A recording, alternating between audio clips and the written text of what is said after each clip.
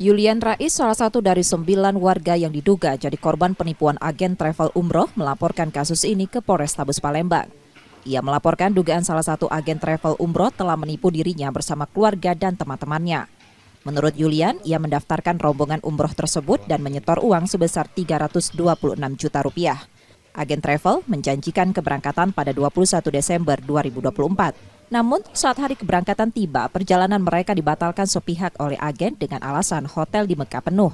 Merasa dirugikan, Yulian segera meminta pengembalian dana yang sudah disetorkan. Namun hingga kini, pihak travel belum mengembalikan uang tersebut. Sudah mendatangi, mereka membatalkan sepihak dan kami tidak terima pembatalan itu. Nah ini katanya alasannya apa? Alasannya hotel penuh. Terus? Tiket hotel penuh ya. Dijanjikan tanggal 18 Januari dan saya tidak setuju. Jadi rencana kita minta balikin uang gitu? Kami minta balikin uang dalam tempo 3 hari.